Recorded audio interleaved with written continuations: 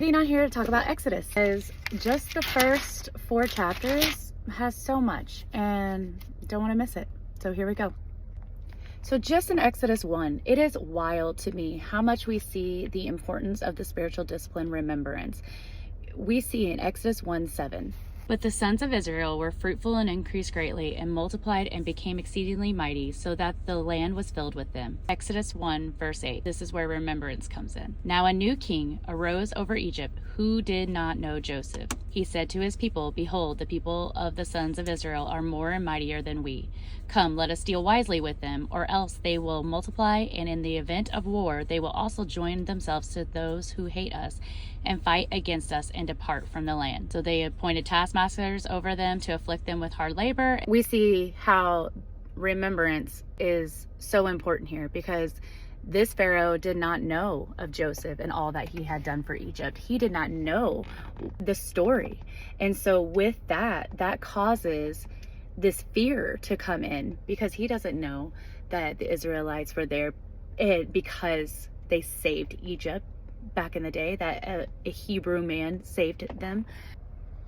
And we see where remembrance is gone, and why we should always tell the next generation and the next generation and the next generation of God's goodness, of his faithfulness, of his exceedingly abundance, and how he saved us.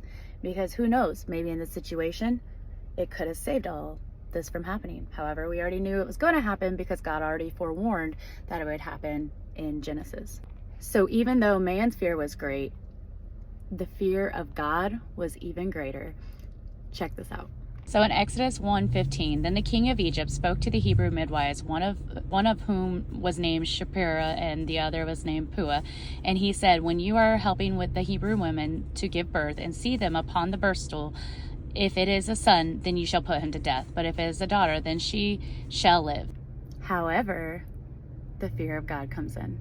Exodus 1:17. But the midwives feared God and did not do as the king of Egypt had commanded them, but let the boys live. And then you go on to see that Pharaoh gets upset, but then because they were faithful, so God was good to the midwives, and the people multiplied and became very angry. Because the midwives feared God, he established households for them. Unfortunately, it doesn't stop, because Pharaoh then goes on to kill the firstborn, or the sons themselves. So I love these Hebrew women, and it kind of cracks me up, because they're like, these women, Egyptian women, they are more vigorous and give birth before the midwife can even get to them. I mean, it's kind of hysterical to him. But it's so good, because I love how the fear of God came in and triumphed over the fear of man, because they could have died for this. And I am just deeply encouraged by them, these women that actually contributed to saving Moses's life. So he was born in this time frame with these women. And then go on, fast forward in Exodus 2, you see how his mother and his sister also continue to save his life when she puts him in the water and into the bank of the Nile in hopes that he will, she literally in that moment has faith in God more than in herself. And I love this. She puts him in a basket in the Nile and gives him, literally dedicates him to God in this case, because what does she have? What can she do? If they find her, they're gonna kill her and him, and nothing, all this was done for nothing. So she knew he was beautiful, she knew he was special, and so she literally had more faith by letting go of her child and giving him to God.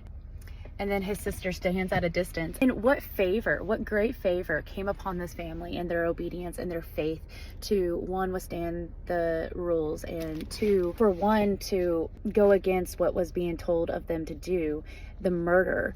But then to have faith to give him into God's hand. And then he floats into Pharaoh's daughter's, bathing area. Sister just happens to follow, happens to be able to say to her, oh, I can call the mother, and stuff. And then not only does she get her baby back, she gets him back and gets paid to feed him. The Lord's favor was so great right here, and it was the most beautiful thing. I love how much he honors all these women, these 4 women that went into saving Moses's life. Was just incredible. What he did, not only give Moses back to her for her faithfulness and her trust in him, but also allows her to be paid to feed her own son. How cool is that? Like, only God can do that. And then uses Pharaoh's daughter to allow him to be raised in Egypt. And if you think about that, he knew the culture, he started to learn the culture, he started to know all these things. So therefore, what better way to raise up a deliverer that's going to deliver Israel from all that? Now fast forward into a little later in Exodus, after all the beauty of Exodus, Moses unfortunately commits murder. Not okay. But even then, how much more did God use him? So he escapes from Pharaoh. Obviously he had a lot of shame. So he flees, he runs away, and then he meets the priest of Midian and his 7 daughters, and then eventually married, and she gave birth to his firstborn son. And then Exodus 3.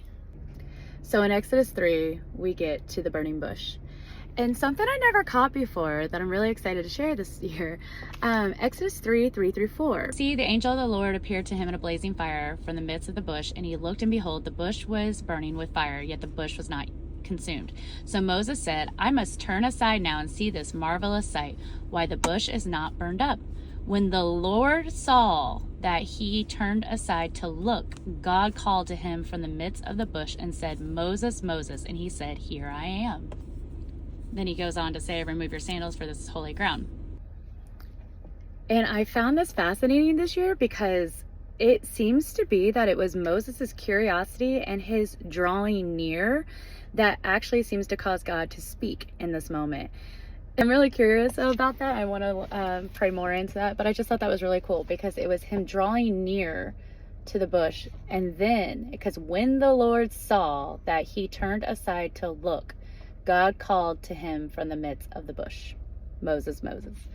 So I just thought that was kind of cool. I thought that was a neat little nugget. Fast forward to Exodus 10-22, and you get to see the mission of Moses. So God calls him. He says, I am who I am. I am has sent me to you. The Lord Yahweh, all these things. We find out his name. This is my name forever, and this is my memorial name to all generations.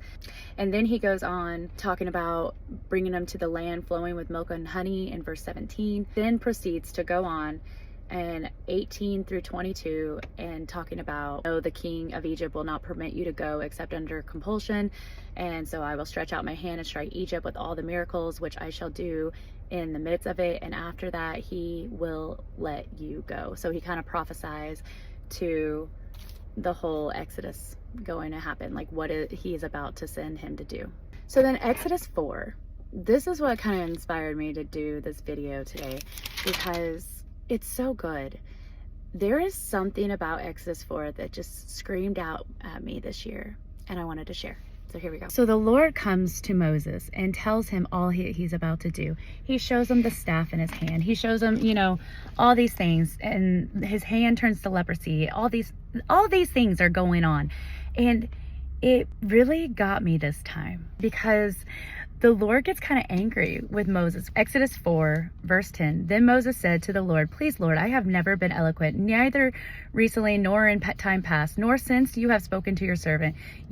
For I am slow of speech and slow of tongue. Verse 11. The Lord said to him, Who has made man's mouth? Or who makes him mute or deaf, or seeing or blind? Is it not I, the Lord? Now then go, and I will be your mouth, and teach you what you are to say. 13. But he said, Please, Lord, now send the message by whomever you will. Verse 14. Then the anger of the Lord burned against Moses, and he said, Is there not your brother Aaron the Levite? I know that he speaks fluently, and moreover, behold, he is coming out to meet you. When he sees you, he will be glad in his heart. You are to speak to him and put the words in his mouth, and even I, will be your mouth in his mouth, and I will teach you that what you are to do. Moreover, he shall speak for you on your behalf and all this. And this all right here rung out to me. Who are we to say? Like when he says, who has made man's mouth? Exactly. Who delivered Moses with 4 women at this time?